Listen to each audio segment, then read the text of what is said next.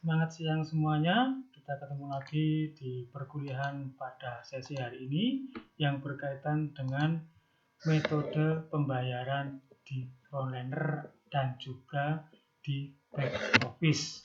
Yang mana pada pembahasan kali ini kita akan mengupas tuntas yang berkaitan dengan hal-hal yang berkaitan dengan pembayaran, tipe-tipe pembayaran dengan apa saja yang nantinya dapat dikondisikan di hotel, yakni melalui front office, dan nantinya akan dilaporkan juga kepada back office. Dalam hal ini adalah accounting department.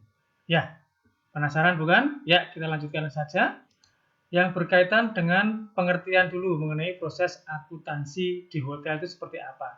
Jadi pada dasarnya untuk proses akuntansi tamu di hotel itu dimulai pada saat terjadinya pemesanan kamar atau reservasi, ya.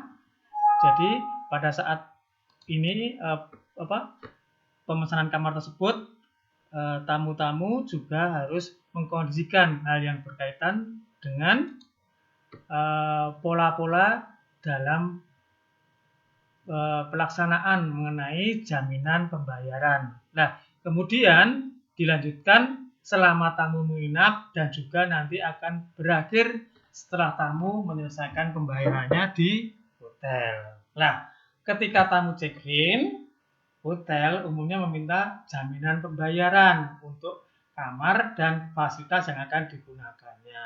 Nah, mungkin dalam beberapa pertemuan yang lalu sudah kita kupas juga yang berkaitan dengan tata kelola yang mengenai metode check-in, apalagi pada saat dengan menggunakan cash money. Itu biasanya tamu-tamu yang walk-in guest itu akan dimintai atau diminta deposit dulu sebesar 1,5 kali harga kamar. Artinya apa? Sebagai ilustrasi, seandainya harga kamar katakanlah 200, maka tamu diminta pembayaran atau depositnya adalah sebesar 300 dengan asumsi yang 200.000 untuk pembayaran kamar, sedangkan yang 100.000 nanti digunakan seandainya tamu tersebut mungkin menggunakan fasilitas yang berkaitan dengan minibar, room service, atau juga spa. Nah, nantinya akan terkondisi dengan yang 100 tadi. Kalau memang ada kelebihan, ya dikembalikan melalui refund. Tetapi kalau seandainya kurang, bisa langsung pada saat check-out ditagihkan kekurangannya. Itu ya, itu yang berkaitan dengan tata kelola pada saat tamu check-in, di mana hal yang fundamental adalah harus dikenakan yang berkaitan dengan deposit kalau itu seandainya nantinya akan pembayaran secara cash basic. Ya. Nah, pengertian dan tujuan akuntansi. Nah, di sini pada dasarnya yang jelas akuntansi dan dokumen pendukung harus selalu akurat dan lengkap sehingga dapat menjamin semua produk dan fasilitas yang dinikmati oleh tamu nantinya akan sesuai dengan apa yang diperoleh oleh hotel. Nah, proses akuntansi sendiri ini adalah berlangsung selama 24 jam dikarenakan apa?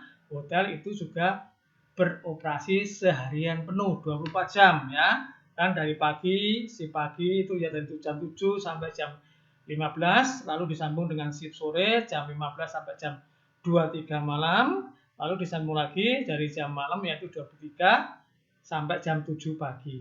Seterusnya seperti itu. Jadi makanya yang berkaitan dengan operasional di hotel itu adalah 24 jam non-stop.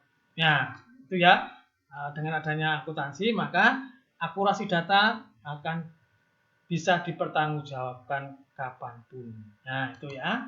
Nah, tujuannya apa? Jadi di sini untuk sistem akuntansi yang dilakukan hotel itu mempunyai tujuan adalah yang pertama memonitor transaksi keuangan yang dilakukan tamu. Jadi semua yang berkaitan dengan fasilitas yang telah dinikmati oleh tamu itu akan terekod, terinput dengan baik dan juga dapat dipertanggungjawabkan keakurasian datanya. Nah, di sini kan yang kedua adalah membuat dan menjaga keakurasian akuntansi tamu. Jadi setelah nanti semua transaksinya diedit atau diinput, ya itu nanti secepatnya juga akan masuk ke sistem dan otomatis setiap transaksi itu akurat adanya, ya. Dan juga sebagai alat pengawasan untuk mencapai keefektivitasan dari akuntansi itu sendiri. Selanjutnya, yang terakhir adalah mendapatkan pembayaran dari semua transaksi yang dilakukan oleh tamu tersebut. Nah, itu ya, ada 4 poin di sini yang merupakan tujuan adanya sistem akuntansi yang diterapkan oleh hotel, terutama pada operasional di kantor depan. Nah, itu ya, itu yang berkaitan dengan akuntansi di kantor depan. Lalu di sini ada yang namanya penjualan sewa kamar, di mana pada sistem informasi akuntansi penjualan sewa kamar didukung oleh beberapa prosedur. Ya, yang pertama adalah prosedur penerimaan dan pemesanan kamar atau reservation. Ingat, akuntansi hotel dimulai pada saat hotel menerima reservasi dari tamu. Nah, makanya poin pertama adalah prosedur penerimaan dan pesanan kamar atau reservation. Lalu yang kedua adalah apa?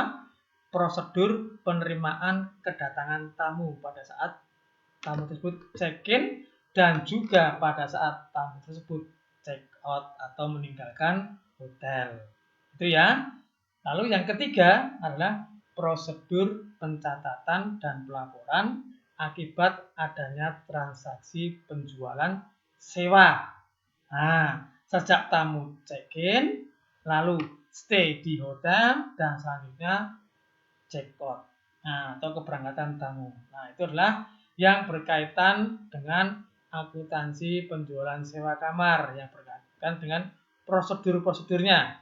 Ya, tuh. Ya, kita lanjut. Sekarang kita bicara mengenai rekening tamu atau biasa disebut dengan guest account. Nah, di mana rekening tamu atau guest account ini adalah merupakan apa? Kumpulan atau rincian dari seluruh rekening tamu yang masih tinggal. Maksudnya tamu masih aktif di hotel tersebut atau seringkali disebut dengan guest ledger. Jadi rekening tamu atau guest account juga disebut dengan guest ledger, yang mana adalah kumpulan atau rincian dari seluruh transaksi yang dilakukan oleh tamu yang bersangkutan selama masih tinggal di hotel. Nah, setiap rekening tamu akan dibuat setelah proses check-in tamu otomatis ini ya. Nah, jadi intinya setiap transaksi yang dilakukan oleh tamu akan segera diposting ke dalam rekening tamu ini, ya, sehingga tamu dapat melihat tagihan secara sistematis sesuai dengan tanggal dan juga jenis-jenis transaksi yang telah dilakukannya. Nah, itulah yang berkaitan dengan guest ledger atau pemahaman mengenai rekening tamu dan juga atau guest account. Paham ya? Jadi itu ya berkaitan dengan rekening tamu yang masih aktif. Ya, selanjutnya adalah bagi pola-pola memasukkan data tagihan atau posting of tax. Jadi di sini memasukkan data tagihan tergantung pada tingkat komputerisasinya. Berbagai departemen mungkin memunculkan bermacam-macam tagihan yang perlu dibagikan kepada front desk. Ya, jadi begini, ini yang berkaitan dengan adanya sistem interface antar departemen. Jadi setiap hotel itu sudah mengkondisikan setiap departemen akan nge-link. Ya, FO bisa melihat ke housekeeping. Ya, FO bisa melihat ke ini apa? Adakah yang berkaitan dengan ini apa? Kegiatan-kegiatan yang ada di FB juga. Nah, namun demikian seluruhnya atau sepenuhnya mengenai eksekusinya tergantung atau terfokus pada departemen masing-masing. Jika seandainya ada paket, ya nanti yang mengeksekusi adalah dari pihak FB. Sedangkan kalau ada katakanlah ini apa penambahan extra bed ataupun juga yang berkaitan dengan change of room itu nanti berkaitan dengan laporan yang ada di housekeeping. Nah, di sini juga ada misalkan tagihan bangket itu nanti dari pihak FB akan mengkondisikan kalau seandainya sudah dibayar cash ya langsung segera dilaporkan kepada front office. Tetapi kalau seandainya dimasukkan ke tagihan segera saja mengkondisikan koordinasi dengan pihak front office. Termasuk nanti juga pada housekeeping jika seandainya ada tamu yang katakanlah membawa barang-barang tamu segera dilaporkan kepada front office biar nanti akan dikondisikan pada tamu yang bersangkutan. Itulah yang berkaitan dengan posting of charge yang ada di tiap departemen yang tentunya akan merujuk pada front office departemen. Ya, itu. Nah, untuk kepentingan kesamaan dalam pencatatan, semua penempatan penagihan seperti rebate atau correction ya, tunjangan, pengeluaran uang untuk pembayaran dan segala macam tagihan, yang ini harus dipakai untuk semua transaksi dengan menggunakan tick box. Jadi yang berkaitan dengan satu pintu yang nantinya akan bermuara di front desk. Itu ya. Ya, prosedur penanganan registrasi tamu. Ya, yang berkaitan dengan prosedur penanganan ini meliputi pertama adalah melengkapi voucher dengan keterangan sebagai berikut. Ya, kalau seandainya tamu tersebut memakai voucher itu harus ada kelengkapan mengenai tanggal, nama tamu yang bersangkutan, juga nanti nomor kamarnya dikondisikan, keterangan tentang cara pembayaran, apakah semua all in kepada yang mengirimkan atau katakanlah ke corporate atau ke travel agent atau hanya kamar saja. Lalu juga ada tanda tangan karyawan dan juga tanda tangan otorisasi yang berkaitan dengan check-in tamu tersebut. Jadi tempatkan tagihan dengan menggunakan kode transaksi yang benar dan juga memasukkan vouchernya, nomor vouchernya. Itu ya. Yang asli harus diarsipkan bersama-sama dengan folio tamu. Kopinya dikirimkan kepada departemen accounting untuk menyertakan yang berkaitan dengan nanti pada balance sheet report. Nah, itu ya, itu yang berkaitan dengan prosedur penanganan registrasi tamu. Ya, selanjutnya sekarang kita coba mengutip bagian rekening tamu itu apa saja. Nah, di sini ada beberapa bagian. Bagian yang pertama adalah bagian atas, yang mana bagian ini mencatat data tamu seperti nama tamu, tanggal kedatangannya, keberangkatan, nomor kamarnya berapa, harga kamarnya berapa, dan cara pembayarannya apakah memakai cash atau memakai kredit card atau juga tagihan, dan termasuk juga alamat tamu. Lalu bagian tengah. Nah, bagian tengah ini berkaitan dengan tanggal dan jam transaksi.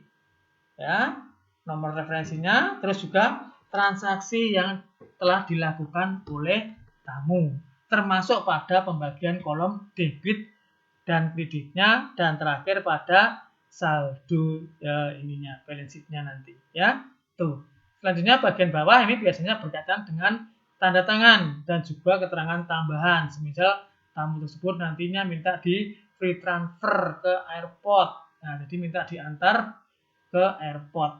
Nah, itu ya, itu yang berkaitan dengan bagian bawah. Itulah yang ada di bagian rekening tamu ya. Nah, ini contohnya seperti ini ya. Agak kurang jelas ya. Jadi inilah contohnya adalah hotel ABC, katakanlah ini ya. Ini adalah logo hotelnya, alamat hotel, dan di sini ada tanggal check-in-nya, lalu ada keterangannya ya. Itu, dan di sini adalah tagihan-tagihan kamar. Nah, ini ya. Lalu ada service tag-nya dan juga total keseluruhan. Ini adalah salah satu contoh gas bill ya. Di sini nanti ada tanda tangan ini petugas front office, dan ini adalah tugas tamunya. Itu ya. Itulah yang berkaitan dengan gas bill. Ya, selanjutnya jenis-jenis rekening tamu. Nah, di sini yang ada berkaitan dengan jenis rekening tamu itu ada beberapa macam. Yang pertama adalah individual bill, di mana rekening ini tidak akan mencatat transaksi penggunaan fasilitas yang digunakan oleh tamu yang bersangkutan semuanya. Jadi soalnya kan pembayarannya dari satu, ya, personal account kalau individual bill. Lalu yang kedua adalah apa? Extra bill. Jadi rekening dibuat apabila tamu menggunakan fasilitas di luar yang telah ditentukan di dalam surat jaminan atau GL, guarantee letter, atau juga voucher yang ada. Ini biasanya yang berkaitan dengan tamu-tamu dari travel agent atau juga tamu-tamu dari corporate maupun juga dari government. Biasanya dalam bentuk grup, mana nanti akan dikondisikan juga dengan master bill. Nah, ini satu rekening yang dibuat untuk tamu rombongan biasanya, ya, di mana rekening inti ini memuat seluruh fasilitas yang digunakan oleh tamu rombongan sesuai dengan GL. Ini biasanya ada beberapa kategori, ya, tapi yang sudah sering terjadi ini yang berkaitan hanya dengan yang ditanggung oleh kerombongan itu atau katakanlah travel agent yang mengirim adalah berkaitan dengan room plus breakfast. Sedangkan yang lainnya biasanya akan ditagihkan langsung kepada tamu yang bersangkutan. Makanya dibuatkan yang namanya extra bill. Itu, ya. Nah, selanjutnya di sini juga ada istilah spirit bill. Apa itu spirit bill? Jadi intinya spirit bill ini adalah suatu bentuk rekening tamu yang minta terpisah. Biasanya ini suatu grup atau katakanlah di situ di satu kamar itu ditempati oleh 2 orang yang berasal dari daerah yang berbeda. Biasanya ini dihuni oleh dari rombongan atau dari grup pemerintahan yang mengadakan workshop atau meeting atau yang berkaitan dengan ini. Jadi nanti mereka soalnya akan digunakan untuk merimbuskan kepada company atau perusahaan atau pemerintahan yang mengirimnya. Biasanya seperti itu, ya. Jadi mereka meminta untuk spirit bill. Billnya dibagi 2 agar nantinya bisa dirimbuskan kepada instansi atau juga perusahaan yang mengirimnya. Nah, itu, ya. Itu yang berkaitan dengan pemahaman mengenai spirit bill. Nah, selanjutnya tahap-tahap akuntansi di front office itu bagaimana? Yang pertama adalah tahap transaksi. Kita sudah pernah tahu pada tahap ini setiap transaksi yang dilakukan akan secara otomatis dicatat di dalam sistem akuntansi perhotelan. Nah, ini nanti akan diinput melalui posting posting of charge atau posting room atau posting yang berkaitan dengan segala transaksi yang telah dilakukan oleh tamu yang bersangkutan. Lalu yang kedua adalah apa? Tahap dokumentasi, di mana pada dokumentasi ini semua transaksi sudah harus dilengkapi dengan dokumen lengkap, ya, pada saat terjadinya suatu transaksi yang akan menjadi pengeluaran maupun sebagai pemasukan hotel. Di posisinya tamu dianggap sebagai pengeluaran, tetapi di sisi hotel dianggap sebagai pemasukan. Nah, jadi pada tahap dokumentasi ini yang berkaitan dengan penginputan data yang terlihat pada setiap transaksinya. Lalu tahapan posting, ya, yaitu tahapan pembebanan setiap informasi yang berkaitan dengan transaksi ke dalam tagihan tamu sesuai dengan transaksi yang telah dilakukan oleh tamu yang bersangkutan. Nah, itu, ya. Ya. Selanjutnya adalah tahap auditing, di mana pada tahap auditing ini proses memeriksa keakurasian catatan transaksi tamu dengan kelengkapan informasi dengan sistem posting. Jadi memeriksa kembali apakah sudah masuk semuanya atau masih ada yang belum di close. Terkadang tamu itu mengkondisikan ke room service, mengkondisikan ke bar dulu. Nah, inilah diperlukan adanya komunikasi antar departemen yang namanya interface departemen. Segera saja bila nanti ada yang berkaitan dengan pembebanan di kamar, langsung saja diposting, ya, agar nantinya tidak terjadi hal-hal yang tidak diinginkan yang akan mengakibatkan loss pada rekening tamu yang bersangkutan. Nah, itu, ya. Selanjutnya adalah yang tahap penyelesaian, di mana pada tahap penyelesaian ini adalah merupakan proses pengumpulan sejumlah uang yang berasal dari transaksi yang telah dilakukan oleh tamu. Ya, jadi pada saat cekot, ya, tuh. Namun seandainya ini semua dilakukan berdasarkan GL atau guarantee letter atau surat jaminan yang nantinya akan dikondisikan kepada yang bersangkutan. Itu ya. Kalau ditagihkan ke corporate atau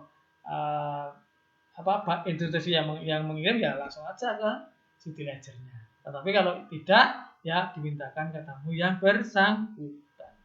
Itu ya. Ya. Tahapan dan transaksi yang mungkin terjadi sebelum tamu datang. Nah, ini ya. Ini ada beberapa tahapan pada saat tamu belum datang, biasanya mengadakan suatu reservasi ya. Di sini yang berkaitan dengan pemesanan kamar.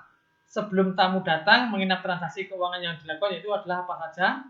Jadi intinya ada beberapa tipe yang namanya uang muka yang dikondisikan pada saat hotel menerima reservasi, yang mana tamu tersebut check-in-nya masih belakangan atau di kemudian hari. Yang pertama kita kupas, namanya advance deposit, di mana pada posisi saat ini, posisi seperti ini, yang mana adalah tamu membayar sejumlah harga kamar sebagai jaminan atas pemesanan kamarnya. Namun tamu tidak serta-merta langsung check-in. Dia akan check-in-nya di mungkin 1 hari ke depan atau 1 minggu ke depan. Jadi sebagai uang muka sebelum tamu tersebut check-in atau stay di hotel. Namun baru sebagian saja yang diselesaikannya. Itu namanya advance deposit. Sedangkan yang berkaitan dengan prepayment adalah tamu membayar penuh semuanya untuk harga kamar sesuai dengan rencana tinggalnya sebelum dia menginap di hotel. Ini sama-sama dengan yang advance deposit ini ya. Namun kalau advance deposit ini baru membayar sebagian sebagai jaminan atas pemesanan kamarnya. Sedangkan pada prepayment ini tamu sudah membayar penuh, sudah lunas yang berkaitan untuk harga kamar sesuai dengan rencana masa tinggalnya sebelum dia menginap di hotel yang bersangkutan. Nah, itu ya. Ya, kita lanjutkan. Registrasi dan check-in. Nah, ini pada saat datang, tamu akan dimintai untuk membayar deposit sebagai jaminan kamar. Nah, ini biasanya mungkin bisa dilakukan ya kalau deposit dengan menggunakan uang tunai. Itu saja ya. Tetapi seandainya memakai kartu kredit atau surat jaminan dari perusahaan, nah biasanya tergantung daripada kebijakan masing-masing hotel ya untuk mengenai deposit. Namun umumnya sejumlah uang yang bisa menjamin transaksi biasanya akan dimintakan ya biar nanti untuk menjamin istilahnya keamanan transaksi di selama dia tinggal di hotel. Nah itu ya biasanya kalau pakai debit card hanya di open saja, open card saja. Itu ya. Ya, seandainya pada saat stay, nah selama tinggal atau menginap di hotel, ini ada beberapa transaksi yang biasa dilakukan oleh tamu. Yang pertama apa? Paid out.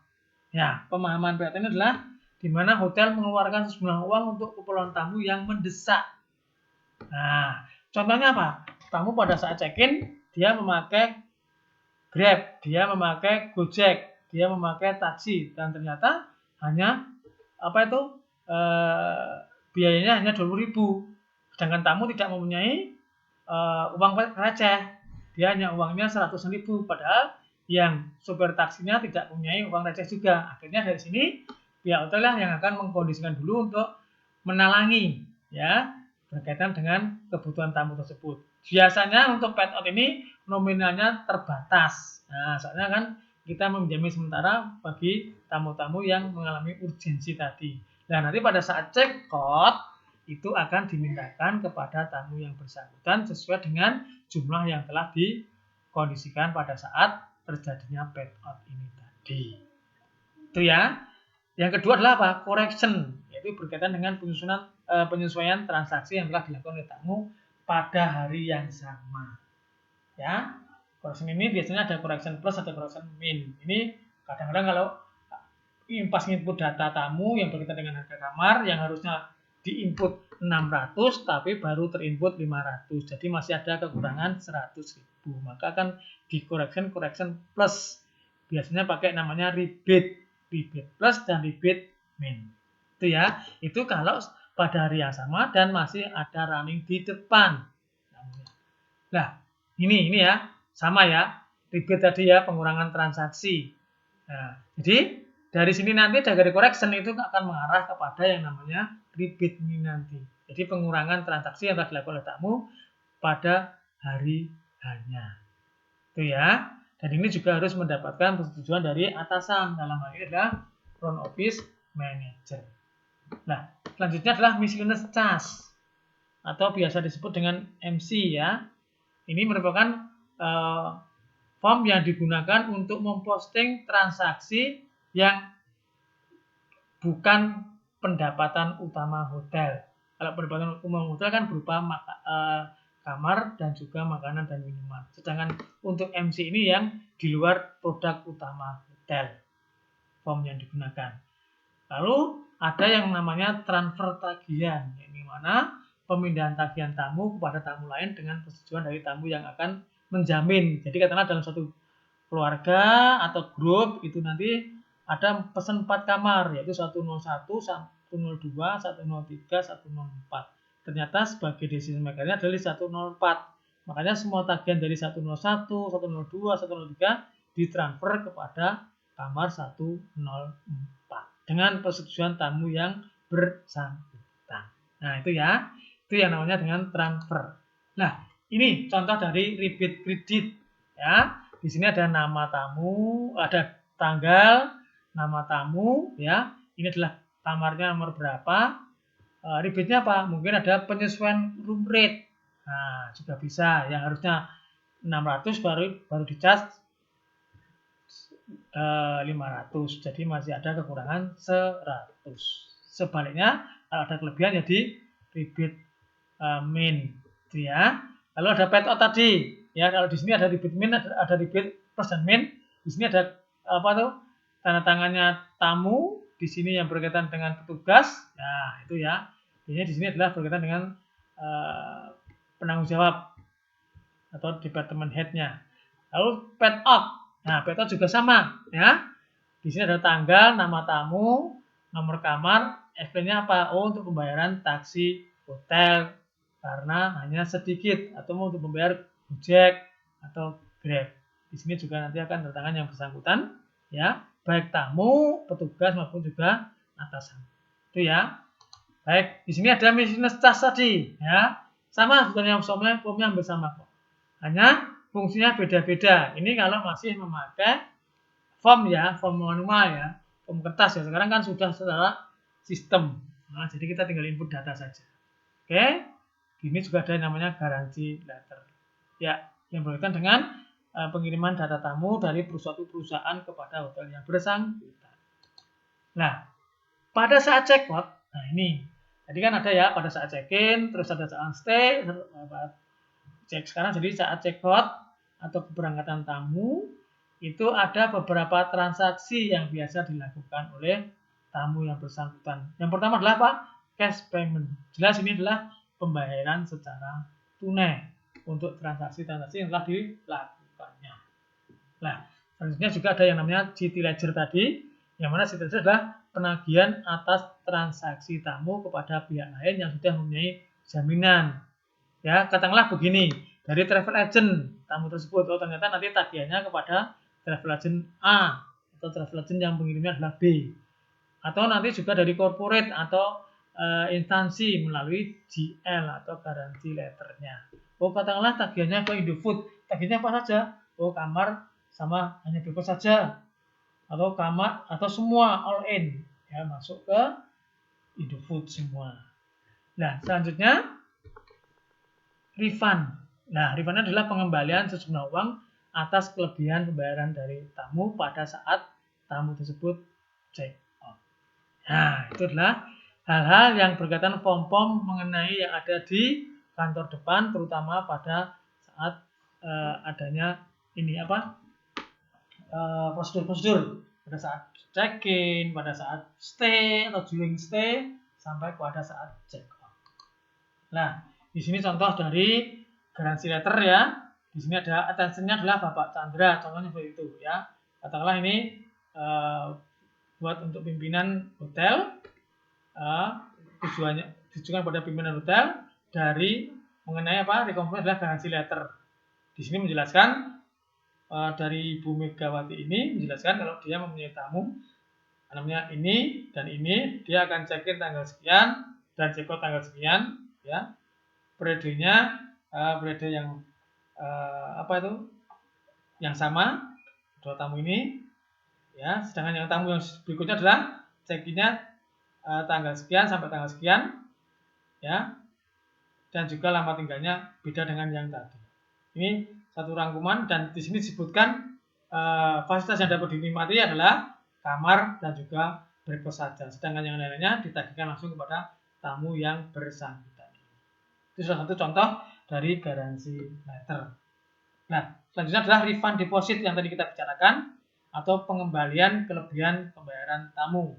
Ini ada room number-nya, nama tamu, deskripsi atau explanation-nya apa? Oh, kelebihan deposit room 105. Totalnya 100.000. Nanti ini akan dibuat oleh petugas yang bersangkutan, lalu akan di-approve oleh atasan dan nanti adalah setelah diserahkan kepada tamu diminta tanda tangan di sebelah sini. Itu ya, ini namanya adalah refund deposit dan juga contoh dari garansi letter. Ya, tuh.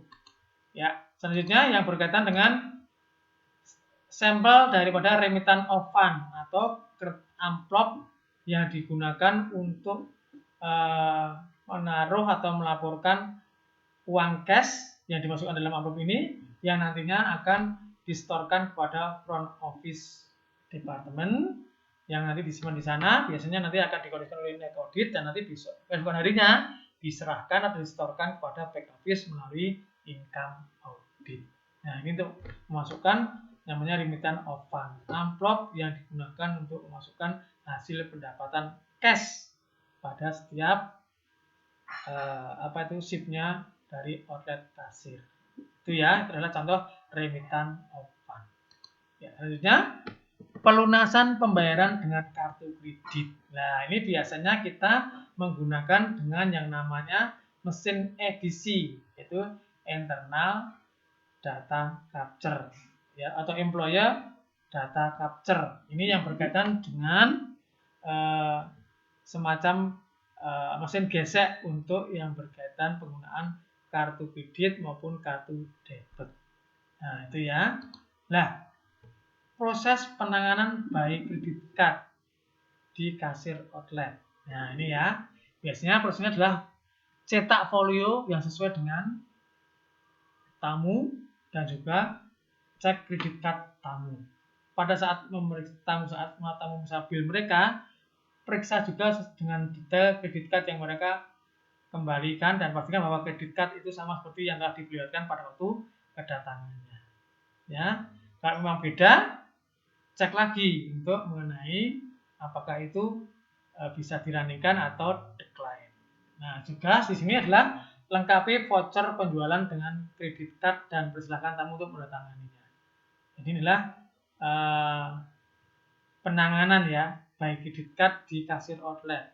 Ya, jadi setelah nanti tamu perlihatkan bilnya, nanti kalau tamu mau bayar pakai kredit card, ya kondisikan apakah kredit cardnya sama yang waktu check-in atau sekarang sudah berbeda. Itu tidak masalah selama kartu kredit tersebut bisa di-running-kan. Ya, karena apa?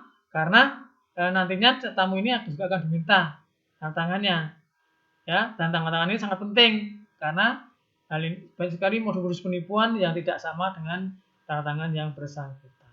Nah, itu ya, itu pastikan sekali mengenai penggunaan kredit card ini. Nanti akan kita pelajari juga pada sesi di mekanisme penggunaan mesin edisi.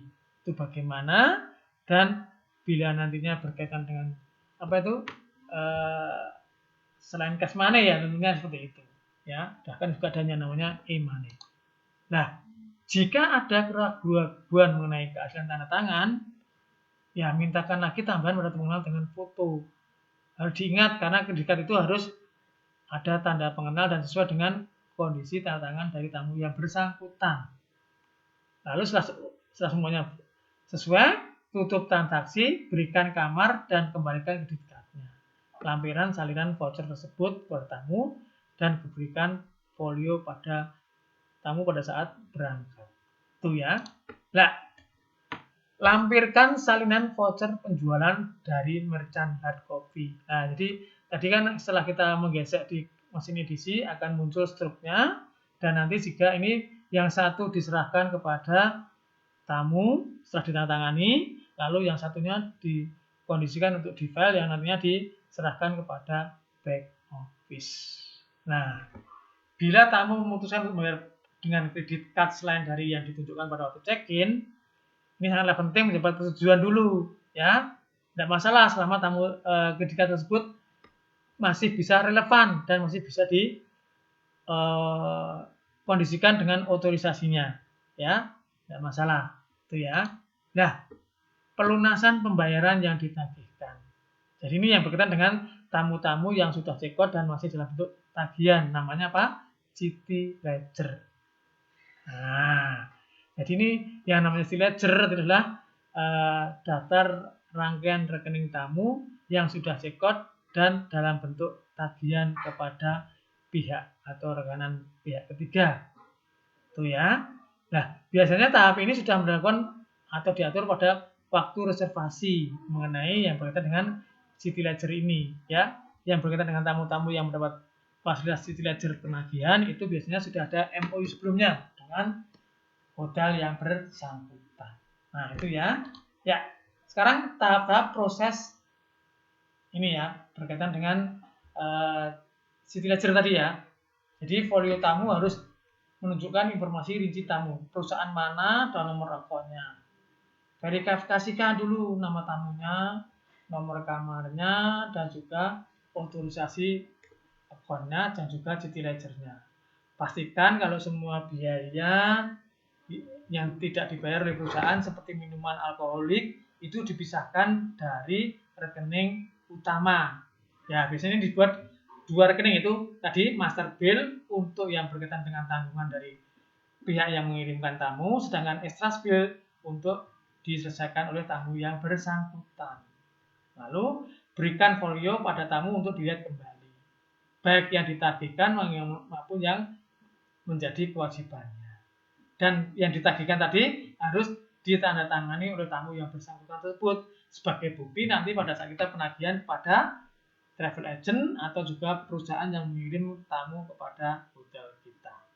Itu ya, itu tahap-tahap dalam proses City Ledger tadi.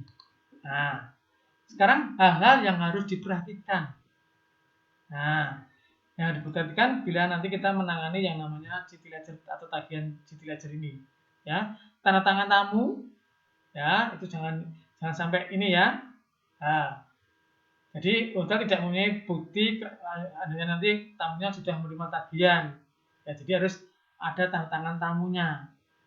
Nah, dan ini merupakan data yang lengkap, ya, harus lengkap.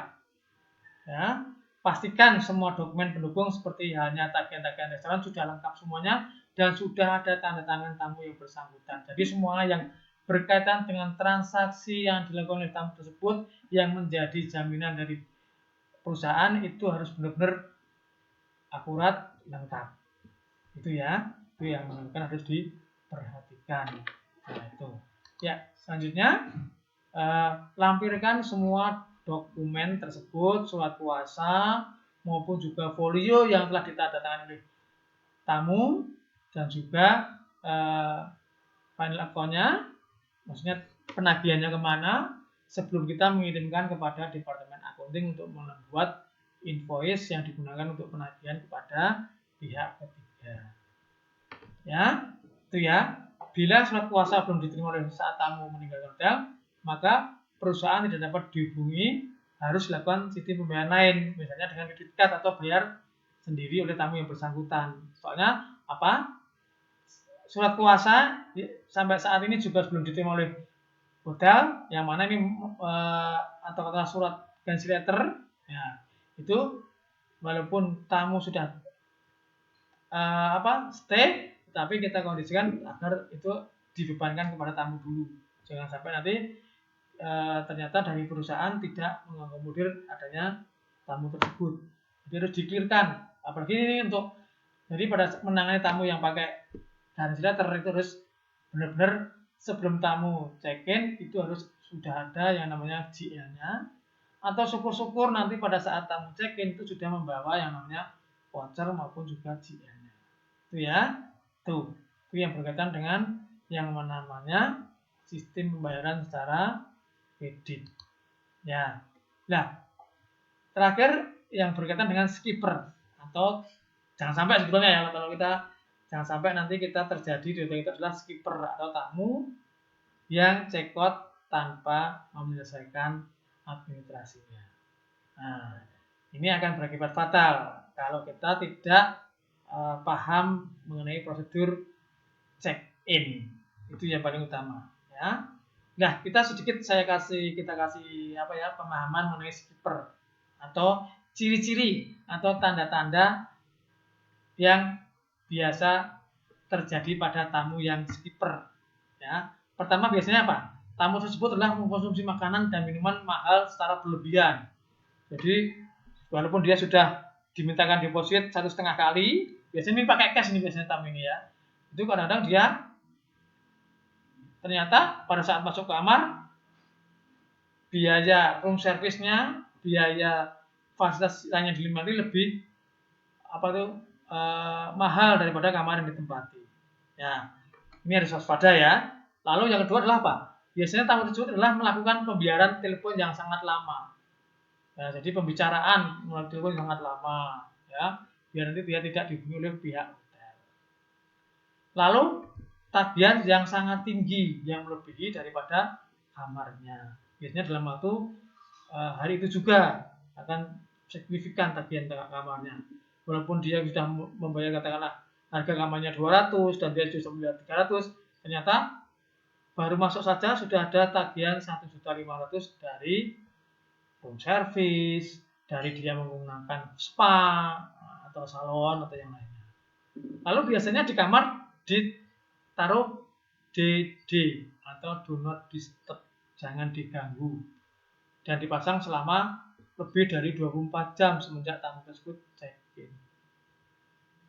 Lalu juga ada tanda lain adalah tidak ada tagihan yang muncul selama 2 hari atau lebih berturut-turut kecuali tagihan kamar. Dan ini biasanya bersinggungan dengan yang tadi yang pertama. Ya. Jadi kalau kita tamu adalah katakanlah tamu tersebut itu sangat tinggi sekali untuk mengenai room service-nya, tetapi ini juga kadang-kadang skipper itu juga tidak sama sekali menggunakan fasilitas lain selain kamar tersebut. Dan yang tidak bisa ini adalah biasanya dia itu membawa barang yang sedikit pada saat check-in, tidak terlalu banyak, ya, dan sedikit atau tidak ada barang dalam ruangan. Jadi mungkin hanya membawa seperlunya saja. Nah, itu adalah ciri-ciri yang harus kita kondisikan tamu tersebut adalah skipper atau check out, tanda-tanda tamu yang akan kurang baik terhadap hotel kita. Ya, itu yang berkaitan dengan pemahaman pada sesi kali ini, yang mana kita sudah mengupas yang berkaitan dengan sistem pembayaran di front office dan juga dilanjutkan di back office. Mudah-mudahan ini bisa menjadikan kita masukan atau pembelajaran yang nantinya bisa digunakan untuk kedepannya. Demikian, terima kasih dan salam sehat selalu. Tetap jaga kondisi kesehatan. Amin.